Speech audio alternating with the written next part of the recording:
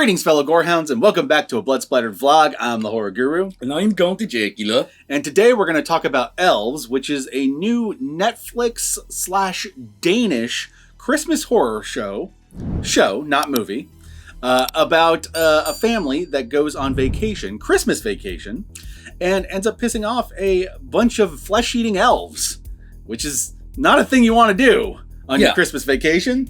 Yeah. Now, let's get this out of the way. This has nothing to do with the other movie called Elves, where it's Nazis. No connection whatsoever. I will say this, though. Weird thing about this show is that it feels like it shouldn't be a show. It is a 6-episode show split up into half-hour segments. And it feels like it's just a 3-hour movie that was just split up. Yeah, it feels like a 3-hour movie that was split up and lengthened in really odd places. Yeah.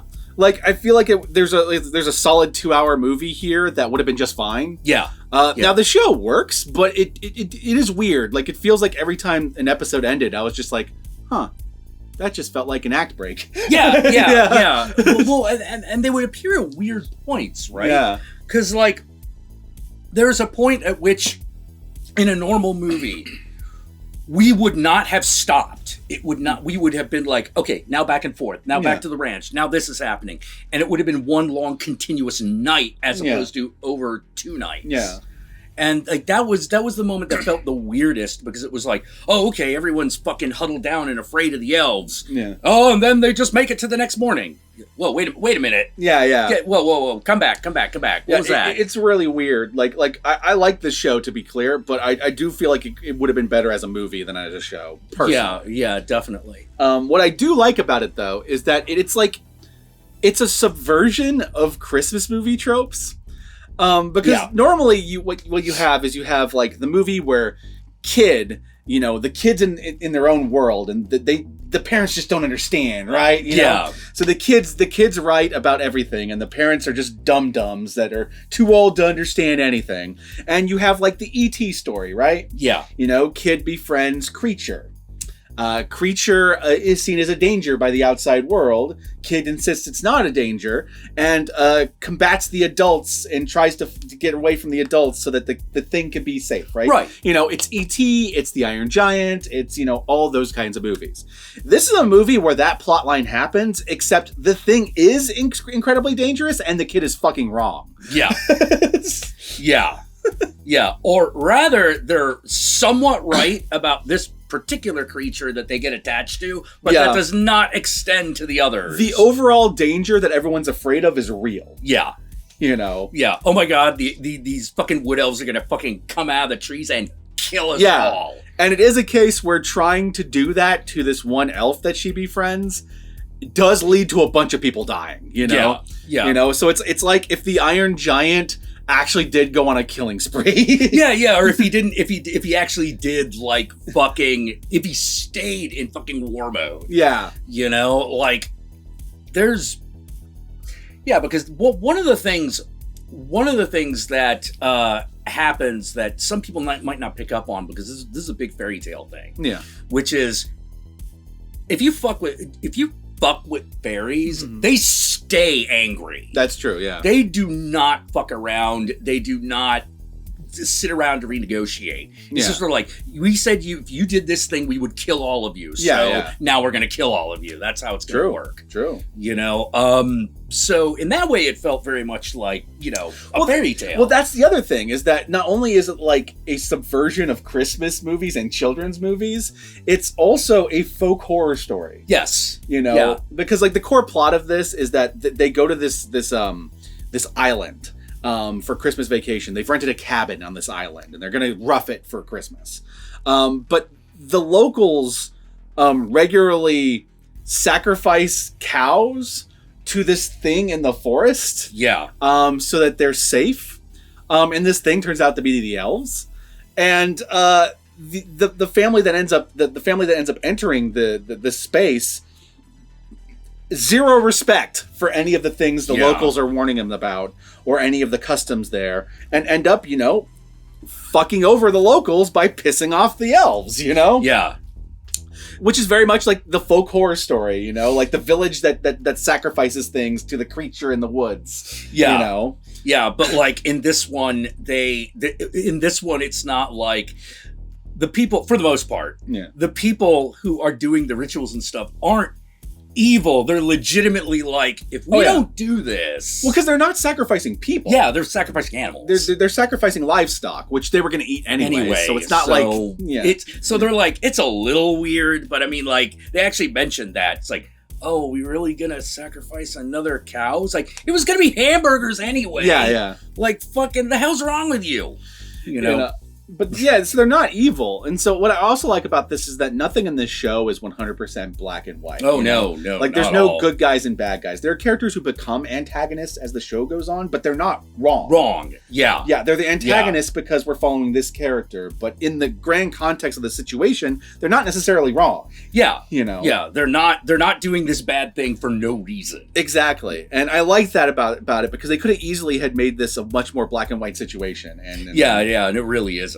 You know, because at the end of the day, like, sure, like, the outsiders, the main characters, they enter this space that they're not from. They're complete outsiders, and they end up fucking it over and pissing off the local spirits, the elves, and you know, people end up getting killed by it. But at the same time, you also got to recognize that if the only way to get these things to not kill you is to constantly sacrifice to them and feed them so they're not hungry, then maybe you shouldn't be there either. Yeah, you should just be like maybe island. You're also technically an invader. You just invaded a long time ago. Yeah. You know? Yeah. It's kind of got that kind of eco-horror kind of thing going on where it's like, yeah, sure, the people from the city that are invading this small town, they're invading the small town, but the small town is invading the actual forest. The actual locals, the forest, you know? Yeah, and you're going to fail eventually. Yeah. You know, eventually the ritual will fail. Someone will fuck up, you know? And, you know, as the situation shows, like obviously even your contingency plans don't 100% keep them at bay. Right. You know? Yeah, there is a lot of, well, we think this is good. We think it's okay, but we're not actually sure.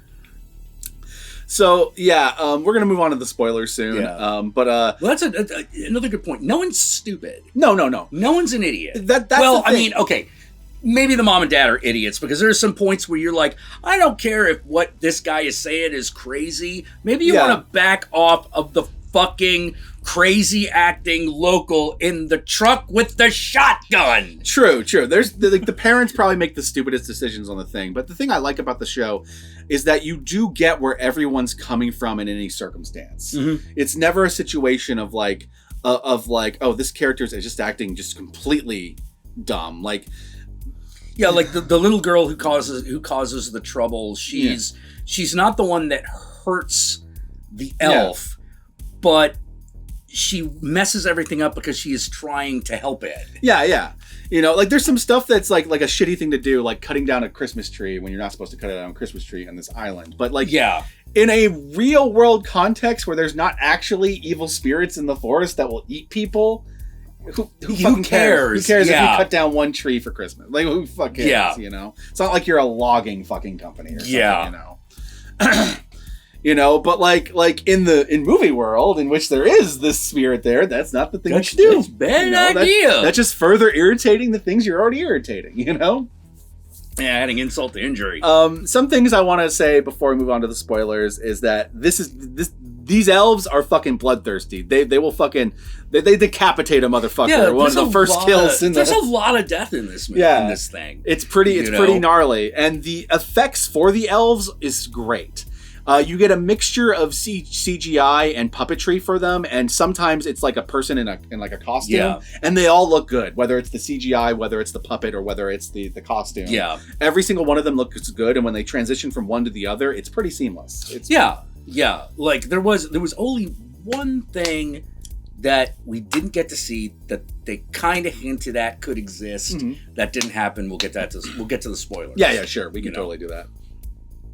I also like that this is a Christmas horror story that's not another Santa Claus killing story. Yes. That's a different thing. Something else. Yeah. And plus, like, I feel like It feels weird to me that Elves, the one with the Holocaust fucking like yeah. stuff, is the one killer elf movie that everyone knows, and there's not many others. No. And so I'm glad that this show exists, even though I feel like it should have been a movie. Yeah. I'm glad it exists because, like, okay, this is another approach to killer elves. Yeah. You know? Yeah, Christmas elves. You know? It's like that and Elf. Yeah, and, you know, we don't really... Yeah.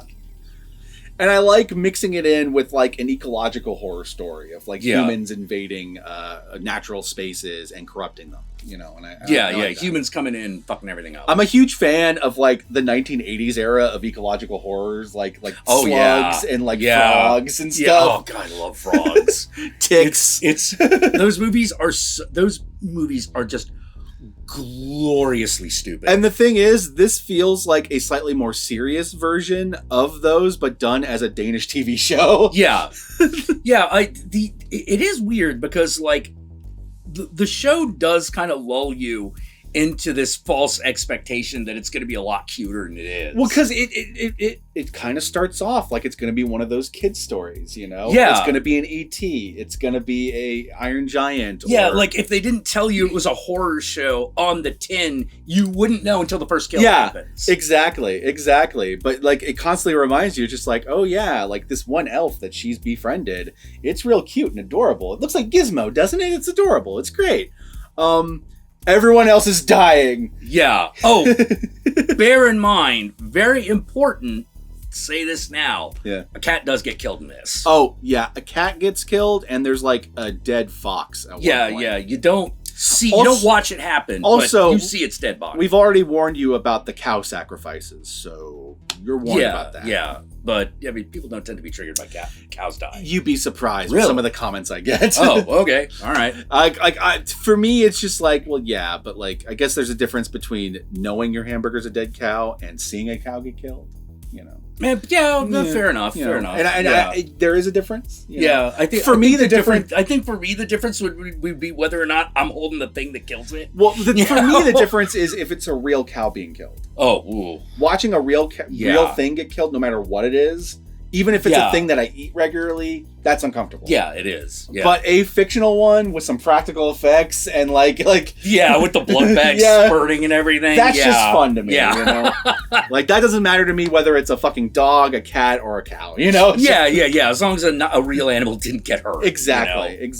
As long as you didn't Milo and Otis that shit. Because, oh God, or fucking like Cannibal Holocaust. Oh yeah. Ooh. Yeah. Like there have been movies that I have loved, and Cannibal Holocaust being one of them, where an animal was actually slaughtered on film. One that I, like, as I got older, I couldn't stand seeing anymore, is the Friday the 13th. In the original Friday the 13th movie, most people don't remember it because it's such a quick scene. There's a scene in which they literally kill a snake. Oh. Yeah, they actually chop it into pieces on screen. And it's an actual snake getting killed. Oh. Yeah. Yeah. I forgot about that. Yeah. And it's one of those things where if stories are to be believed, if I remember correctly from either Camp Crystal Lake Memories, the book, or the documentary, one of the two talked about how, like, the snake handler wasn't aware they were going to kill the snake. Oh my God. Yeah. I love the original Friday the 13th, but it's always it's a sticking point in the movie now for me. Yeah. Like I could. Oh geez, I'd be so fit. I'd be so exactly. Pissed. Exactly. I'd be so mad. You know, but it's one of the shitty parts of Hollywood history. There was a period of time in which there wasn't animal safety rules. Like all your old favorite Westerns in which people are shooting each other and horses are tumbling. A lot of those horses are being injured and killed. So yeah. It's an uncomfortable truth from Hollywood history. Yeah. You know, like they didn't even have like horse safety practices until like, what was it? Heaven's Gate? I think Heaven's Gate was the big one that caused a bunch of animal. Yeah. It's famous as the movie that caused the whole, like, no animals were harmed in the production of this. I think so. I'm pretty sure it was Heaven's Gate. It was either Heaven's Gate or another high profile movie like Heaven's Gate. Because a lot of horses died on Heaven's Gate. Yeah. Filming that movie. Oof. Yeah. Not. And if you've seen that movie, not worth it. All right. To be clear, no animals were harmed during the making of this show. No, none. Clearly not. It is fictional animals that are done in practical effects. It's not actual. Yeah. You don't even watch the violence to the animals happen. Yeah. But you just see like, oh, okay, now put the stuffed animal with the blood on it over there. Yeah. Film that. Exactly. You know, but if you're looking for something to like kick off your holiday horror season, this is a good start. This will get you in the mood. You know? Yeah. It's pretty good. You know, Christmas music and people dying. The best combo. Oh my god, that was okay. So there was one fucking problem I had with this because it was a series. Oh yeah. They do a thing. They do a couple of things that you do in television that you don't do in movies. Yeah. Because it makes sense. One, you play the intro more than once. True.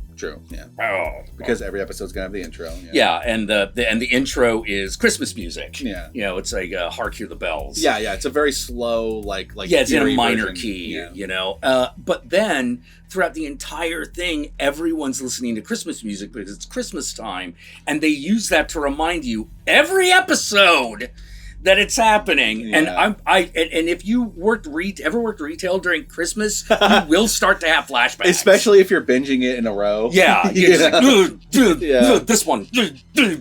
And it's a hard show not to binge in a row because it does feel like it should be one movie. Yeah. You're just going to be like, click. It's not as bad as that one Critters series they did where it was like 10-minute segments, but it's close. Yeah.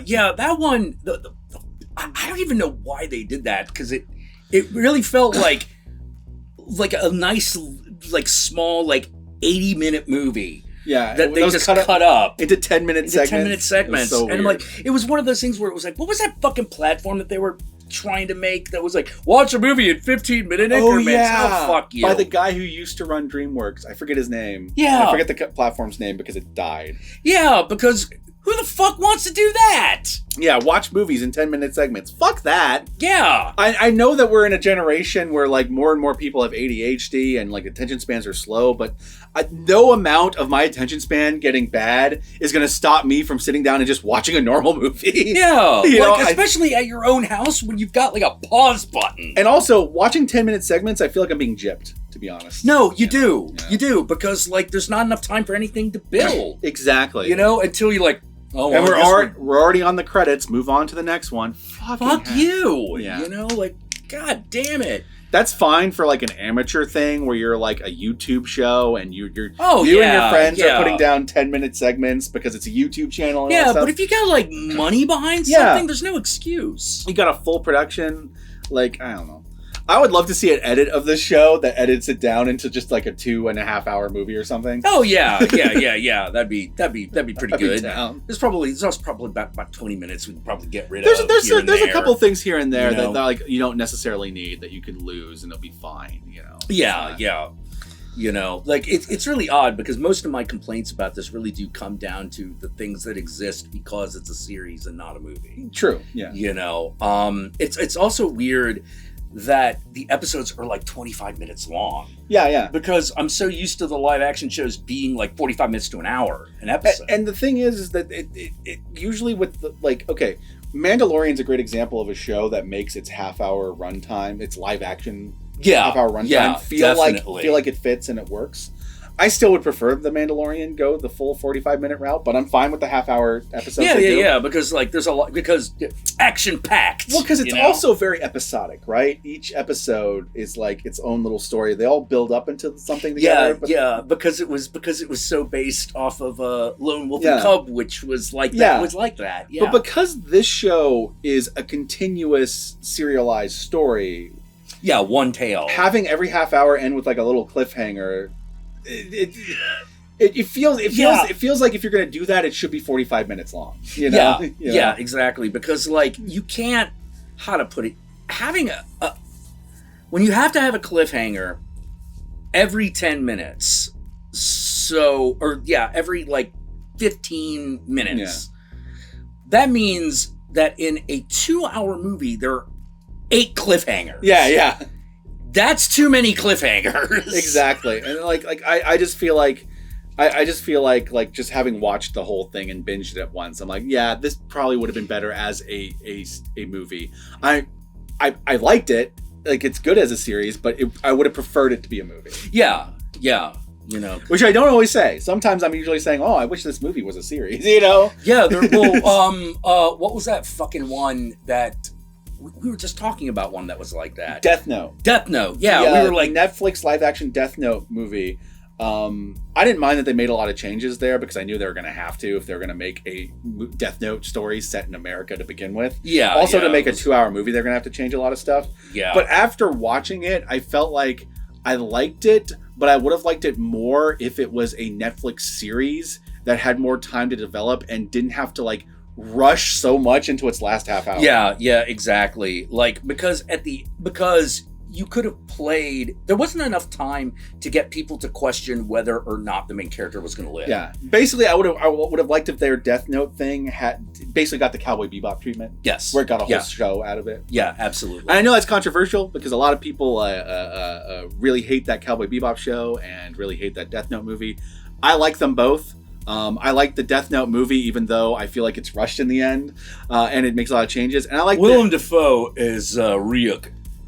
Makes up for a lot of fucking ills. And the Cowboy Bebop, maybe one day we'll do a vlog on it or something after we both watched it, but like, that's a subject for another day because I don't want to get into how much I love that show and how frustrated I am with the way people have reacted to it. Oh, man. Yeah, well, it's an anime thing. Well, because those are the worst when it comes to switching formats. Well, to put it simply, as someone who grew up, or not really grew up, but remembers having to sit through shit like Dragon Ball Evolution, where zero respect was paid to the original material whatsoever, and it was turned into a shitty cash cow goddamn Hollywood movie that just nothing worked. Everything was a you're mess. talking about the one with Chow Yun Fat? Yeah. And everything is just so atrocious and it's so bad.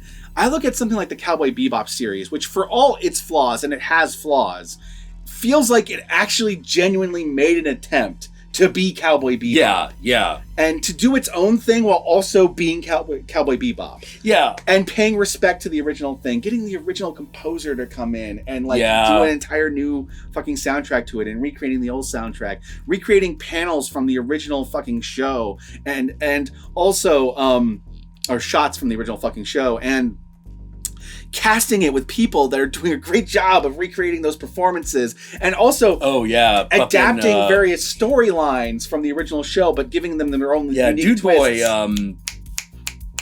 Cho, he's great. And while it has its flaws, it feels like this is probably the best you're ever going to get for a live action anime adaptation. And the fact that people are treating it like it's Dragon Ball Evolution, to me, feels bullshit. Ooh. Like, people treating it like it's that bad, I feel like I'm taking crazy pills and everyone's trolling me. No, it's not. Even if I end up hating the fucking show, I can pretty definitively say, just from having watched 5 minutes, it's not as bad as the Dragon Ball Z fucking movie. I've seen a couple episodes at this point, and it's not. Yeah. It's like we're already way above that. It's not even the fucking Last Airbender movie, which god, that one put a little bit more effort. Hurting. That one put a little bit more effort than Dragon Ball Evolution, but it was still just complete bullshit. But Cowboy Bebop, I genuinely do not understand what people don't like about it. I've watched hour-long fucking breakdowns of what they don't like about it. I don't get it. It's like people who didn't like. It's like people who didn't like Pacific Rim or had problems with the Godzilla movies, I remember when Pacific Rim came out and everyone hated it, and now fucking loved it. And now people love it as much as I do, and I feel vindicated. Yeah, but anyway, absolutely. Anyway, we've now completely derailed from the topic of Elves. So, if you want to watch Elves for yourself, it is currently available on Netflix. It is a Netflix original show. I do not know if it is available somewhere else in Denmark, because it is a Danish show. So I do not know if it's available somewhere else there. But in America and in most of the North American region, it is available on Netflix. So go ahead and watch it there. And with that said, my fellow Gorehounds, let's move on to the spoilers.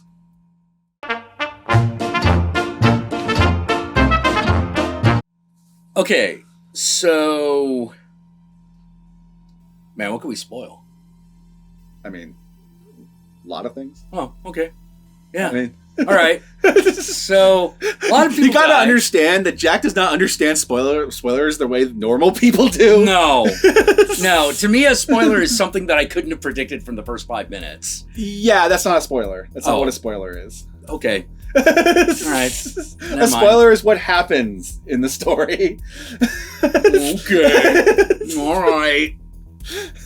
Oh, I see how the humans work. How the humans. Yeah, anyway, basic thing, the way this fucking story begins is it's basically like attack the block. You know? Yeah. Like they accidentally hit one of the elves. It turns out to be a baby elf, and the little girl decides to befriend the baby elf and try to nurse it when the parents aren't looking and stuff like that. Yeah. This, of course, pisses off all the elves in the forest because they're like, you took our young, so we're gonna fucking kill all of you. And now the village and the family have to deal with the fact that the elves want to eat everyone and kill them because they took their young. Yep. And that's the core story. But you get a lot of weird fucking twists that happen, like the moment when the village elder kind of concludes like how to solve the situation. Yeah. Which would solve the situation, but it's horrible. Horrible. Yeah. Yeah. She's like, well, we could just kill the little girl. Yeah. Sacrifice the little girl to the elves so that we took your young and you can take one of ours. Yeah. And you're like, well, that might have worked. That might have worked, but of course it means killing the little girl, which causes a conflict with the parents, as well as some of the other people in the village that don't want to kill a child. Yeah. You know? Like, that's too far. And that's a good example of what I mean when I really like that nothing's super black and white in this story. Like, everyone, you get where people are coming from. You get that from the village elder's perspective, killing the kid to save the village makes the most sense. Yeah. You know, you also get from the parents' perspective, I'm not going to let you kill my fucking kid. Yeah. You know? And you also get the perspective of the elves of like, hey, you took our kids. Yeah. Most of the drama in the story doesn't come from paranoia. It comes from people not knowing what is happening somewhere else. Yeah.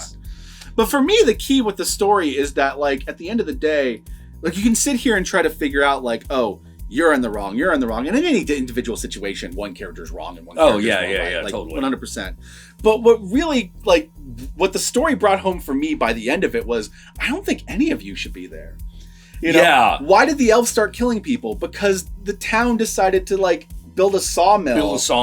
Yeah. And tried to make money off of the forest by sawing wood, and that pissed off the elves enough that they became that they just decided, all right, time to kill all humans. And ever since then, they've had to build this fence around the fucking forest and sacrifice a fucking cow to the elves. I assumed every day. Is the vibe I got. Like, it definitely feels very frequent. Yeah. You know? It feels like it has to be pretty frequent if you're satiating their hunger, right? Yeah. Because the sacrifice feels less like, oh, you gave us this to us, so we're going to let you go. It feels more like, okay, now we're not hungry, so we're not going to eat you. That's what it feels like it's more, you know? Yeah. But they still have this, like, huge fence around this forest. Electrified that's fence, electrified, too. You know? I love the sequence where the little girl ends up on the other side of the fence and, like, has to go through the sawmill and, like, gets attacked by one of the elves and then, like, has to use one of the saw contraptions to saw the elf. Yeah. An elf gets sawed in half. Yeah. You know, it's pretty cool effect. From its face. Yeah. It's pretty fucked up.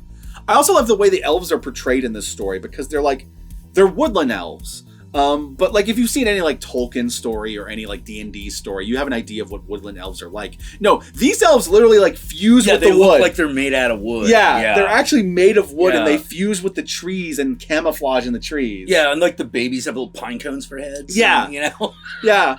And there's, like, a point in which, like, one of the people is, like, running through the forest to get away from the elves, and, like, you realize that one of the branches hanging is an elf hand and, like, scratches his face.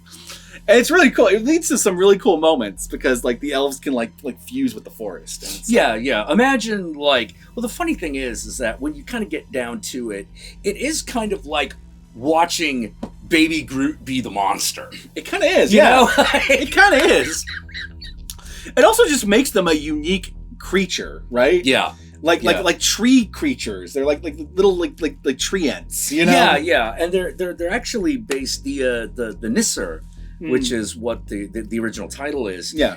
That's actually a very, very particular thing. Oh, okay. Yeah, like the Nisser is like what some other cultures refer to as gnomes. Yeah. You know, remember like David the Gnome? Yeah, that'd be a Nisser. Okay, that makes sense. You know, and so that's why they all have these vaguely reddish, vaguely cone-shaped heads. That makes a lot of Because sense. they're all the gnomes are all the Nisser are all supposed to have those little red hats. That makes a lot of sense. Yeah. I also apologize, my fellow Gorehounds, if you're hearing the loud noise we got going on right now.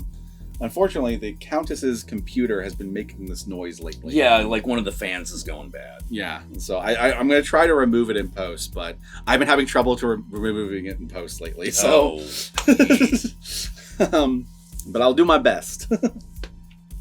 But anyway, the Nisser. Okay, that explains why sometimes from certain angles they kind of look like little gnomes. Like yeah. It was the idea. It was the idea, but like, I guess calling them gnomes wasn't gonna work for a Christmas movie. So they call them elves. So they called them elves because in Denmark the Nisser are associated with Christmas. I would be curious to watch the subtitled version because we watched the dubbed version of it because it was just easier for us to watch the dubbed version. Yeah. I'd be curious if there's a difference in what they refer to them in the translations. Yeah. It's like elves is a legitimate translation if you go with like, you know, Santa's toy makers and all that shit, but you know it definitely has nothing to do with like Elrond the Elf Lord and shit like that. You know? That reminds me, like there's a point at the very end of this movie where the family gets away on their ferry and like they leave the one guy behind that was like the second under the village elder. Yeah, and here's the thing, I got the impression that he was the only one left at the end of that. Practically, and he was gonna fucking like find a way to deal with the remaining elves because. They're able to trap them back behind the fence, but there's still a couple that are roaming about on the other side. Yeah. But I had this moment where I was sitting there watching them, like, big fat guy with a beard. I see where this is going. He's gonna figure out how to put those elves to work. He's gonna re fucking structure that sawmill into a toy factory. And this is actually secretly a Santa Claus story. I see what you're doing there. One of the nice things is that the movie does do the subversion of expectation a lot. It does. You know, right up until the end when the girl decides... One of the main characters is a girl who is from the island who knows what's going on. Yeah. And the entire time she's wondering whether or not she should leave. And everything in the movie makes it look like she's going to stay on the basis of, well, no, I got to stay and protect humanity from these fucking man-eating elves. Especially once the village elder, whose her grandma dies, and she was kind of like being raised up to be the next one. Right. You assume she's going to take her place, but then she doesn't. She just like, no, fuck it, I'm going to Copenhagen. That's what I mean when I say, like, I feel like none of you should be there, and I feel like she makes the right decision. Yeah, just everyone get off the fucking island, that's theirs, okay? Yeah, exactly. Like, this is the elf territory, and even, like, you've reached... Yeah. Do what the Irish did. Look, them fuckers are over there, we don't go over there, that's it. Well, because, like, the way they frame it early on in the movie is that we've reached, in the show, we've reached harmony with nature. And I'm like, is it really harmony if you've built a fence around it that's electrified? Yeah, exactly. To keep them, like, exactly. Is that harmony, or have you just contained the problem? Yeah. Yeah, because you do find yourself going, why are you people leave? Yeah. Because, I mean, like, it's one thing to say, like, well, this was our town, but it's another to go, like, yeah, well, I'm not letting no giant man-eating elves scare me off. Yeah. I think you should be scared off by that. I think you should leave. I did feel real bad, though, for that one couple that was like, hey, you're going to protect us, right? And then later on, they like stumble upon their bodies. Yeah. Like, well, did a good job protecting them. Yeah. That's the point where everything has just gone to hell. You know, and it's kind of, that's the point of that scene. Where you're like, well, that couple died. That means everything's gone to shit. And it's time to start cracking each other's heads open and feasting on the gooey bits inside. Yep. And we're all just fucked. Yep.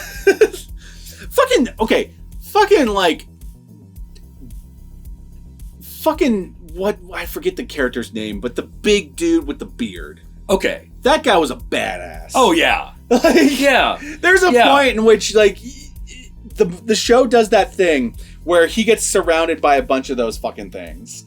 You know, he's a fucking wood shop. He's trying to get to his axe, but he can't get to it in time because he's surrounded by things. And it cuts away as they attack him. Yeah. So you assume, okay, he's done. He's fucking dead. Next time you see him, he's crawling out of that fucking like wood shop with the axe covered in fucking like black blood and his own blood. And you're just like, did you just fucking like kill 3 of those motherfuckers on your own with your bare hands?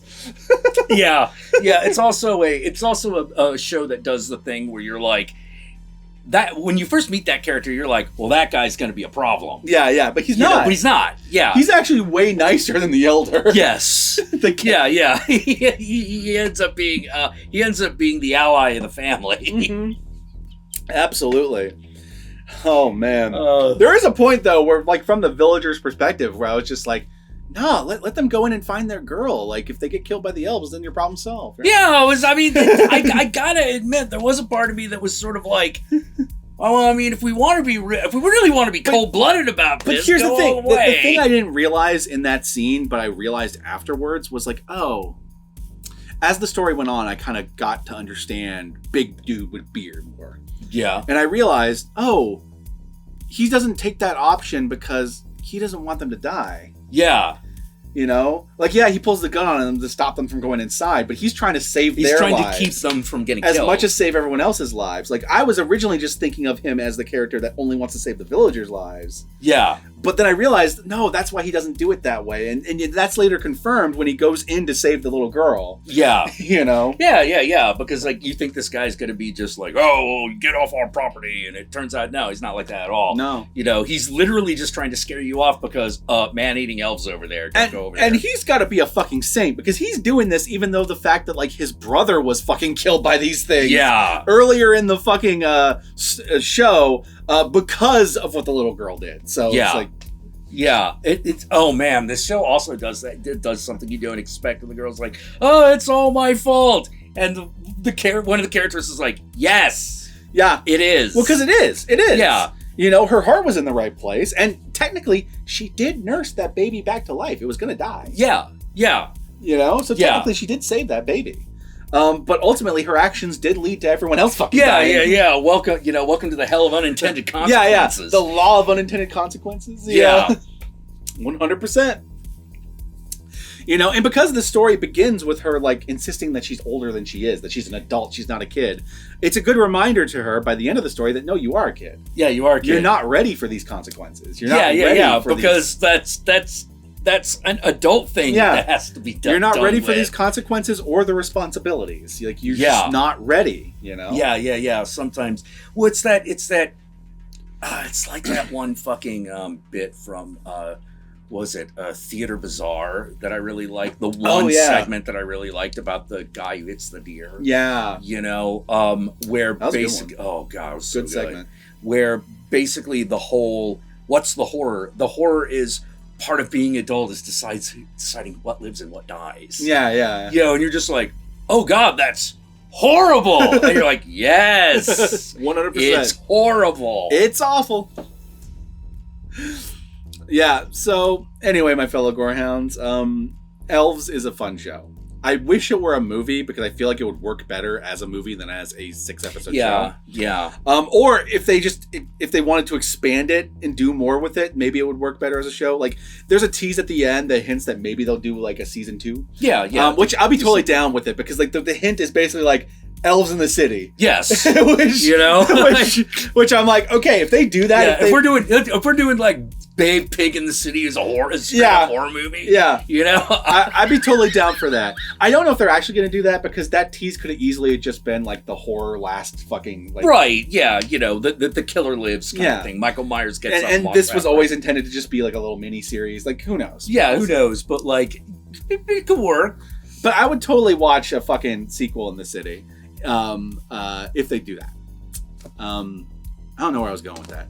Where can they find you, Count Jackula? Well, you can find me on Twitch at twitch.tv/count_Jackula, where I stream twice a week on Thursdays and Sundays at 6 p.m. Pacific Standard Time. If you would like to be notified as soon as I go online, you could follow me on either Twitter at Counting Jack, or on Instagram at Satanic Jackula.